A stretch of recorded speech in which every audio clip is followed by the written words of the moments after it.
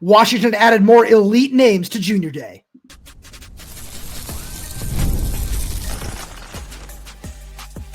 You are Locked On Huskies, your daily podcast on the Washington Huskies, part of the Locked On Podcast Network, your team every day.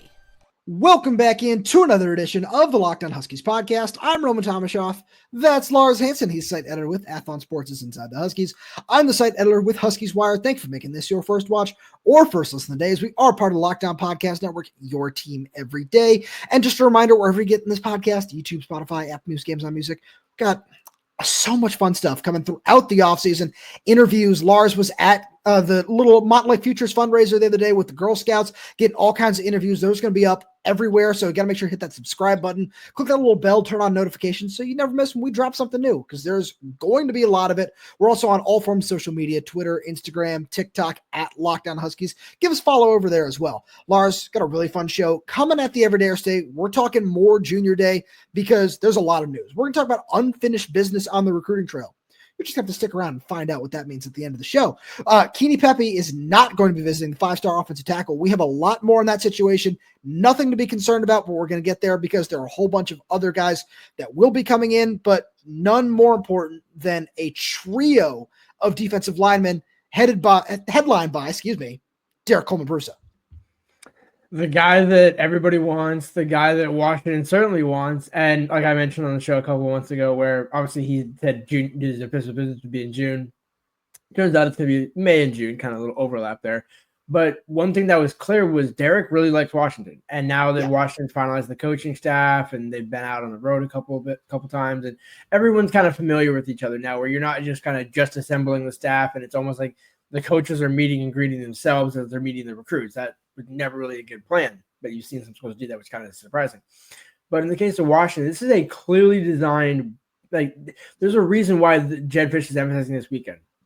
They're not doing practices in the sense that the coaches won't be distracted by anything. It's a perfect opportunity.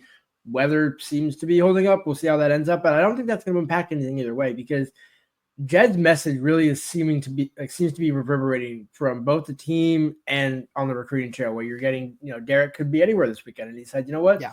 Everybody wants to go to Washington this weekend. Maybe if I end up staying home, let's find out who else I can get to stay home, and kind of what is the sense of some of these other big name guys that we'll talk about later on. What's their sense of Washington? How high are they? Oh, wow. Maybe we could have a top 15, top 10 class. Why wouldn't I want to stay home? Exactly. And so that's one of the things that he has discussed in interviews where it's, hey, I want to be around an elite recruiting class. It's one of the reasons that Oregon has been able to get in the mix is they're selling them on, hey, look at all these defensive linemen that we have committed. And I say that because another defensive lineman that got added is Bott Mulitalo, where I want to talk about both these guys. I want to mention right off the bat that Bott is going to be in as well, because that's a top 100 guy. You and I talked about him a couple weeks ago as a potential flip target for Washington. And it seems like that could be very possible. We'll see what happens with official visits and different things like that as well. But when I look at what's going on with Derek, he wants to make sure that he's not like the only big time guy, where I know he looks at David Schwartzel and F.A.C. Ale and says, yeah, those are big time talents, but I need to be part of somewhere where I'm going to be set up to win every single year at the college level. Or he's said that in numerous interviews, that it's not about NIL. It's about success on and off the field, which is something that, as you and I both know, Lars, Washington can absolutely provide. And now it's just a question of putting guys around him. And we know that that's going to start on the interior. And with a guy like Bott Mulitalo, who's top 100 player in the nation, a just true game wrecker from the interior at the high school level, I think that he's somebody who would fit really well in Ryan Walter's scheme and would certainly just signify a shift in Washington's recruitment, that, hey, we can go out and get these top 100 guys and make big time flips, because that's really important in this day and age. Yeah, it's what I say on the show all the time. Like, Washington is that sleeping giant if they want to take everything seriously. And it seems like the way Jedd is invested in his own program this offseason, with the amount of overturn of the front office and on the coaching staff and doing every little thing to improve the team, players would take notice of that, where you're coming in and thinking, okay, cool. Like, they want to keep it 85 scholarships, but they're maximizing everything else around me. So I will be getting the best coaching, not just from a guy who's coaching, and this is not a shop, it's just a guy who's also coaching a position and the special teams. Like, I have a dedicated coach helping me get on the special teams, because as we both know, easiest way to make an NFL roster, be good on special teams. And if you happen to play a position and work your way up the depth chart, so be it. But that's why when Jedd Fisch says it's an NFL program, it's in every sense of the phrase and every sense of the ideology, where NFL teams are built in several different ways, but everything still is about structure. And with the structure in place, like that's why recruits want to come up on a not a free weekend, but a weekend where everybody's free and the focus is solely on building relationships. That's how you build out this class. And it's not just, oh, hey, we're going to emphasize the local guys this weekend and we're going to bring in a couple of guys when they can. It's like, no, we want Washington to be a destination. Jett, you made the move to the Big Ten for this reason, to become a destination, or to be, to validate the destination that Washington fans and, obviously people inside the building think that it is. That starts on weekends like this, where everything that comes to fruition on Saturdays and potentially Friday nights or whatever is great. But all those wins come on weekends like this, or next weekend in the case of this, where you look back at 18, 24 months from now when UW is making another national championship run or just coming off of another one. When did it all start? It would be weekends like this. Absolutely. That's a fantastic way to put it. And as the everydayers in our comments have, clamored for months, and anytime you put something out anywhere, it's always, hey, where's the defensive line talent? You can't say that that this coaching staff is not investing in it and not making a concerted effort to add, we talked about on yesterday's show, 5, 6, 7, maybe even 8 bodies on the defensive line to make sure that it is adequate, not just adequate, equipped to be a top level team in the Big Ten. And one guy who you and I both absolutely love watching the film of, who's going to be on campus as well, is TI Umu-Cais. And I saw because shout out to our buddy Scott Eklund, he had this one first. We were able to confirm it. And when we saw that news, I smiled, because I love watching this kid's film. Lars, as you noted, you've got a chance to talk to him. His favorite his favorite college football player is Vita Vea. So always love to hear that. That's always a win. He's going to be coming up twice. He's got an official visit set for June 6th. It's also supposed to be coming up this weekend. And this is one of those guys where even since we talked about him last, which was 3 weeks ago, he's gotten another 10, 11 offers. He's up to 31 offers now on 247 Sports. And that's one of those things where when we talked about him, it was, hey, this guy is somebody that you have an opportunity to secure and can be a really, really big time prospect in the middle of the defense at the biggest position of need. It seems like he might be a little bit undervalued, and you can go and make a push for him. And Lars, I think they're in a really great spot with him right now, where the 3 official visits he's got set up is Stanford, UCLA, and Washington, where, Texas is in the mix, Auburn is in the mix. There are a whole bunch of other schools, but traditionally, and the look on your face said it all. Those are battles when it's Washington versus those schools that UW typically wins. I think the biggest win off of that is that Texas has yet to schedule an official visit, because, again, I agree. A lot can change in 3 weeks. And I think, again, whether it's Texas deciding to focus on other recruits, that's a benefit to, Washington and Stanford and other schools that you just listed. Or it's also maybe the kids like, hey, you know what? I've gotten to know these coaches more. Maybe I want to stay more closer to the West Coast and not go down to Texas or whatever the case. Sure. It's not like anything has changed in Texas where it's like, oh, wow, Sark is like losing coaches left and right or something. It's like there's nothing like cataclysmic that would change that. But I think it also does kind of remind folks, like, as great as all of this is, and as much as we love talking about this, it's like that's why, because as you mentioned that he's coming up this weekend, but that he's also coming up in June. Like, for all of this weekend is great. It lays the foundation.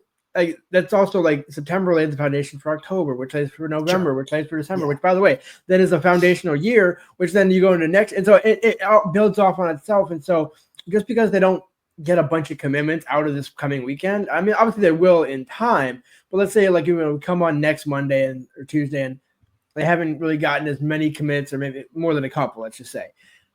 Don't freak out, because it's a long game and it's about establishing the relationships. But the fact that they build a relationship that quickly in 3 weeks, I think says a lot about the hires that Jedd Fisch made with Brian Walters and then add to it Jason Kafusi.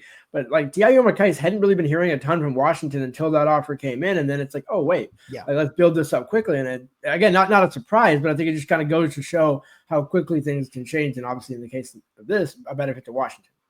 Lars, there are plenty other high value targets that are coming in too.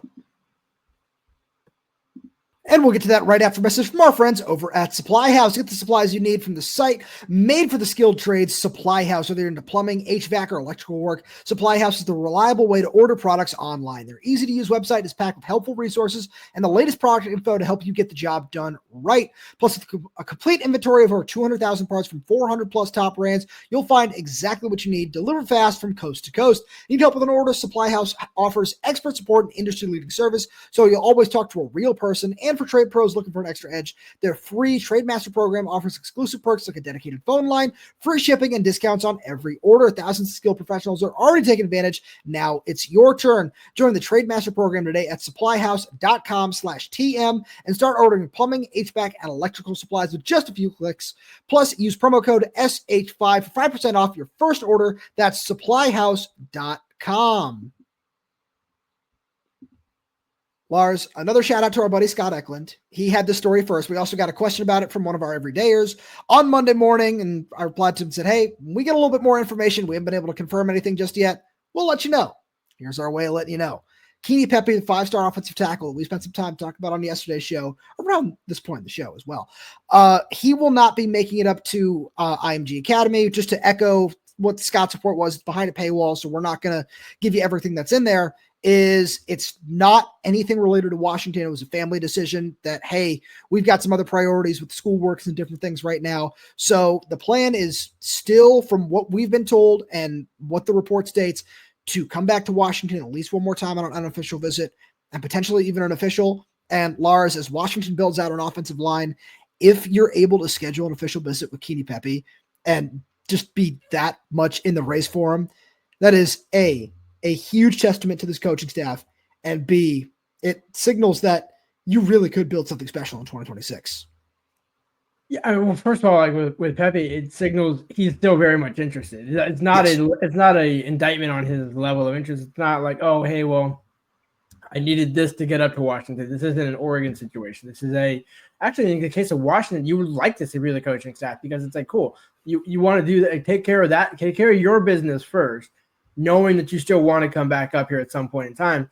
And yeah, again, like I said, to finish the last segment, where even if he came up this weekend, it's not like he's committing on Monday. I mean, right. And by the way, even if he was, much like some of the other guys that we'll talk about later on, they're still going to be taking other visits. And the guys that are certain guys that are coming up have also previously taken visits in recent weeks to other schools that are maybe committed or uncommitted. And so the point in that is to say, it's about establishing that relationship. And you can clearly see the summation of everything about Pepe not coming up this weekend is the relationship is very healthy between Washington and the Pepe camp. That is my takeaway from it, where it's not you know what, they're trying to really get us up here, they're playing hardball. It's like, no, like I would rather play the long game, build up the relationship, and actually hear like it's a good note that you want to take care of your academics, than a kid who's like, you know what, it doesn't really matter. Parents don't really care about it. We'll figure it out later. You know, we got people on the I think no.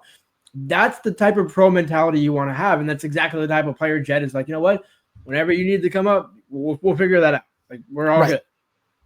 I think in a case like this too, it might be a little better to get him, or I mean, obviously you want to have him around all the other top recruits and everything like that, but it might be just as beneficial to you in the long run if he does come on campus during a spring practice, let's just say, where it feels like that would be a logical time to host just any player, really. I mean, we saw Raiden Vinesbright have his official visit during a spring practice last year, and he ends up committing that weekend, where I'm not saying that's what's going to happen in this case, but especially being able to see the offensive line and see, hey, there are a lot of other really young guys along this offensive line. And if I were to come in, Lars, we talked about it yesterday, this is the kind of guy who could be a true day one starting left tackle, even fresh out of high school. Like, that's the frame and the athleticism that this kid possesses, where he can say, oh, wow, we can build something special for 3, 4, 5 years. Like, that's just the kind of offensive line that you can be working with all these other young talents around him. And you're probably saying that same thing to Sam Utu, who's also going to be coming up. Yeah, and I think it's about making sure that they can kind of see the product that you want to see. I mean, there's a benefit to coming up on a weekend like this, and then there's benefit to spring practices. But I mean, either way, you're talking about assuring the trenches. Like, that's really what you're focusing on. Like, that's, and you know, whether it's a 5-star, and you know, we can look at some other 4 stars as well, or even a couple of 3 stars that they're highly interested in. it's about prioritizing the position, because there's always going to be tiers of guys where, hey, maybe one of those 3 stars takes a jump, or maybe one of those 4 stars, ends up pulling out and committing somewhere else. And then you have a Marcus Harris situation where you circle back in December. All of those still things play into, well, let's get him on campus. Let's show the interest. And you're not going to get every single kid that comes on campus. Like even this weekend, you're not going to get even probably, let's just say, more than half initially, potentially.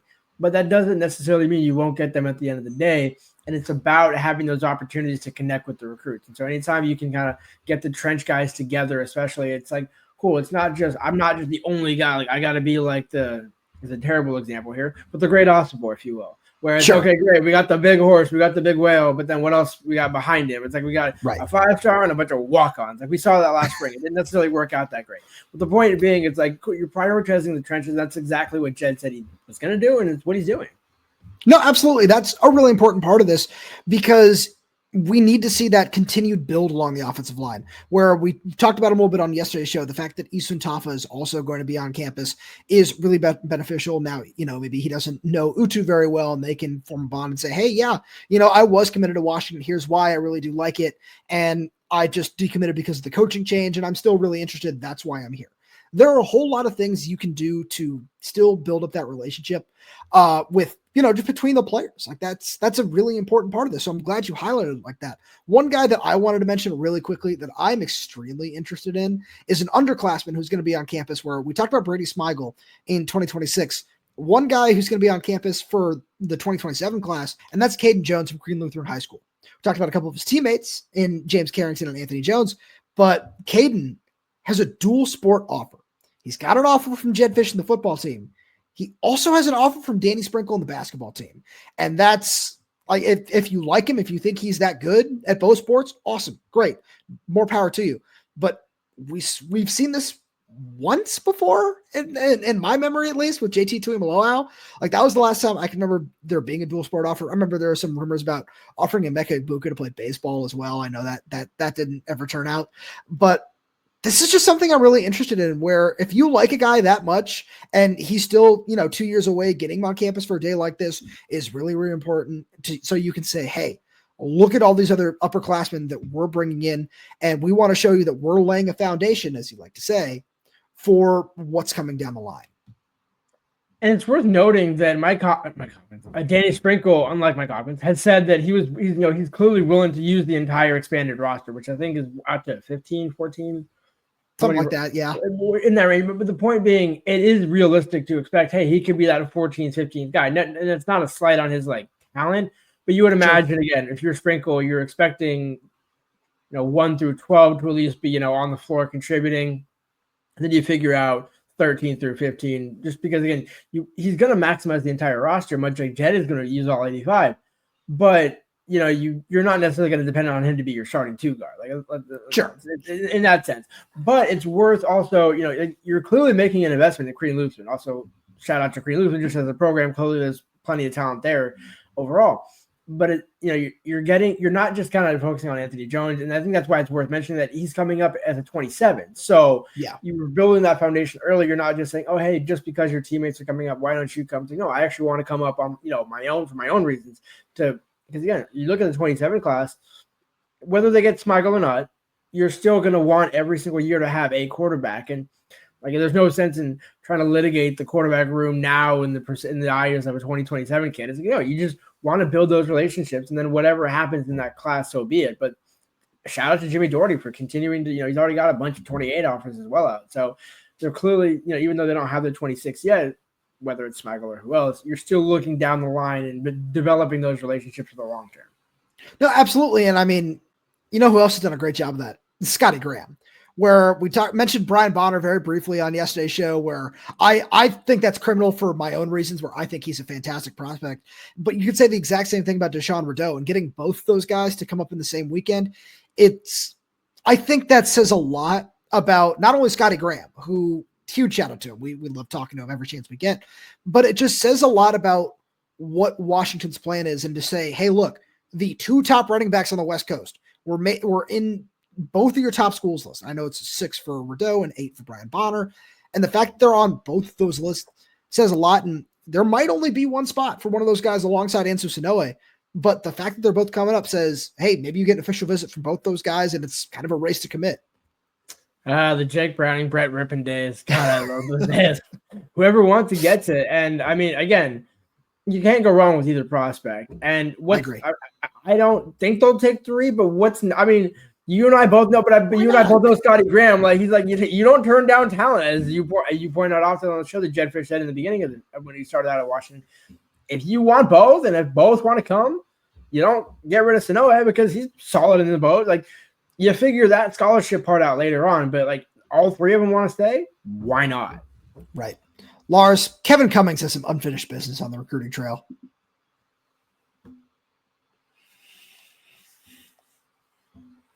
We hinted at the beginning of the show. Kevin Cummings tried very, very hard last year to flip one of Donovan Olubade or Andrew Marsh away from their respective schools on the recruiting trail. It didn't happen. We saw Washington pull off some solid flips on the recruiting trail, even though, Lars, as you and I discussed, the real definition of the word flip is, hey, I'm committed to Texas. I'm committed to Washington, which, was not really what happened, where there was a little, disconnect, or a couple of days in between when John Mills chose Washington and then when Marcus Harris chose Washington after decommitting from Oklahoma. Right now, that's not the case. And I know there are a whole bunch of guys that we can get to. The one guy who you pointed out that you really wanted to talk about when we were planning the show out was Vance Spafford. Yeah, and another guy who actually came up, ironically, with Dash Beerley to that Under Armour event last April, I want to say. I don't know if he took an unofficial visit to Washington around that time, but it was, again, you're talking about a kid from Mission Viejo, top 100 player, top 150 player. Now, again, you look at the size, but it's 5'11", whatever, who cares? Like, there's always those guys in the slot that not that they can't play plays. That's what I'm saying. Like, you just don't let the short, stature put you. Like, he's not Julian Edelman in some sense. He is in some sense, but not in another sense. And I think, shout out to, I just wanted to throw that name out there. I respect it. Thought I get a little more. I've seen Ladd McConkey thrown around way too many times, partially because he's committed to Georgia, and partially because that's just the new hot thing. So. Ladd's also 6'5". Like, I love Vance. No, Ladd's around that size. Really? Oh, either way, whatever. But the point being that I would akin him more to the Julian Edelman type, where he just makes plays, and not that Ladd doesn't, but I think it's in a different mold. And I think Kevin Cummings has shown, you know what? Think about the guys that he produced at Arizona. Obviously, McMillan, and that's a surefire one. But there was a couple guys in the slot where you had like Dorian Singer, and there was one other one. The name's Jacob Cowan. Jacob Cowan, thank you. Where it's like, again, maybe they're not all exactly the same type of player, but you put those guys that produce in the slot and watch what happens. And I think Vance Spafford is the guy where anytime you get him on campus, where I know he was recently at a couple of other schools, I think USC was one of them. Yep. Clearly he's, again, like I've said for multiple times on the show, it's that time of the season where, it's hey, I'm going to go school shopping season in a way. I'm going to look around and see before I start my senior year, before I lock in on, say, 2 or 3 schools, even if I'm staying committed to Georgia in the case of Spafford, maybe I take 2 more official visits in the fall, or whatever the case may be, or focus on maybe 2 other schools at the end. This is when those relationships get kind of not finalized, but really solidified, where you get to meet with Kevin Cummings. See, like, what would I get at Washington versus what's the plan at Georgia? I mean, I'm Spafford. The offense at Washington is going to be I'm hedging my bet on Jedd and Damon in that case. But regardless, the fact that you're in the conversation for guys that are committed to Georgia, and they're coming up on their own dime, so it's not an official visit, that says a lot. No, I couldn't agree with you more. Where that's what I'm really interested in, just because when you look at what just the play style of a lot of the guys in last year's class were, Vance Spafford is kind of an elevated version of that in terms of his status on the recruiting trail, where you bring in Desmond Roebuck because you say, hey, this is a guy who we like and we think he could go make plays out of the slot. Where absolutely, and that's why you bring somebody like this in, because you think, hey, we really like everything that Desmond brings to the table, but we're going to keep elevating and keep just increasing the talent level that we have on the roster. And this is the kind of guy who can do that. And I feel like another one that I really want to talk about in that same light is another California kid. And that Madden Williams is one that I really like, but I don't think we can start with him, because another one who I'm just so intrigued by is Daniel Odom, where an Oklahoma commit, Lars, we saw how that played out with Marcus Harris, but this is another one of those guys where a big-time playmaker who, from St. John Bosco, another one of those Trinity League guys that Kevin Cummings is very, very high on in terms of going to get those developed receivers that you don't have to teach all the basics to, and getting so many of these guys around Damon Williams is very important. not to kind of jokingly segue here, but just like I was doing, guys that can go eat, guys that are hungry to eat, guys that want, they don't necessarily need to. You're refining their coaching is what you're doing. You're developing them in a way into a pro style offense, where in high school you're more or less looking at coaching up the size and ability to get them ready for college. NFL is about college about preparing you for the NFL, and just like we were saying with the names that Kevin Cummings already coached. Those guys, they went to Arizona for a reason. Kevin Cummings, anywhere he's been, can develop guys, and I think. I'm not saying Marcus Harris saw it initially, but I think it's one of those where you look at the pro style offense, you look at the quarterback room, and you look at the two coaches with you. And also shout out to Caleb Wilson, who's the assistant receivers coach, Mr. Irrelevant in the NFL, but also, spent more than a cup of coffee in the NFL. So it's a guy where it's like, hey, I know how to get there. Kevin Cummings knows how to get guys there. Jedd's coached offenses at that level. And that's why you're seeing all this sort of talent on the offensive side, especially a receiver, come to or at least be interested in Washington. Is an attractive offense, an attractive quarterback, and a great coaching situation. And now you just got to go check out the academics and things like that, but everything else checks the box. No, I agree with you, and I'm glad you just said pass catchers like that, because that's why I wanted to save the Madden Williams talk for right now, because he's not going to be alone at where he's a Texas A&M commit right now. One of his other committed, I don't know what the best classmates really is. That the only way to say that? I was going to say teammates. As long as they're the same class, yeah. Yeah, as Caleb Tafua, the 4-star tight end, where another couple of guys from California getting all of these pass catchers to come up and see that, where you and I have talked a lot about tight end on this show, where I think Madden Williams is one of my favorite receivers to watch on film in this class, but a tight end of Caleb's caliber, that was a lot of just C's in there, but a tight end of that caliber is really interesting, because we look at some of the guys that are going to be coming on official visits. Well, there's Camden Jensen, there's Kai Wesley, and there's Landon Meary right now. You and I have talked about, we expect Washington to take 2 tight ends, and just continuing to say, hey, look, here are more guys that we like. We're going to try to take as many of them as we possibly can, get them on campus, get them on visits, and see what happens from there on, where obviously you still have to close. And that's going to be a really important part of this going down the line, but saying, hey, look, we have all these top end guys that are currently committed to other schools that are interested. It seems like a great first step. And I think Madden and Caleb coming up together is a really important part of this.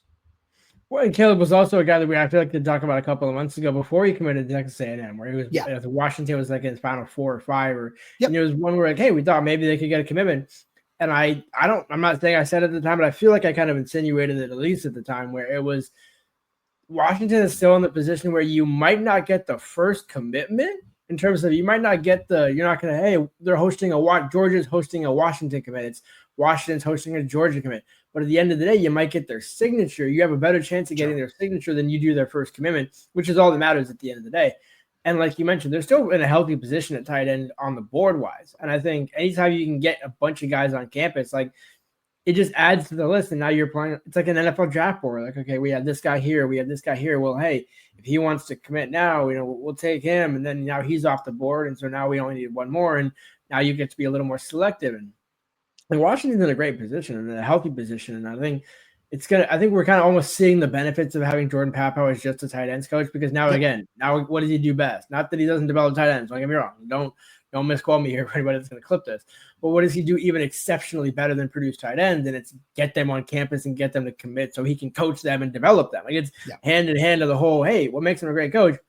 Knows how to pick them too. It's not just a case of, somebody else has got to get him to me. It's that's why Jordan will span the country for guys like we've talked about, like Miriam's from Ohio.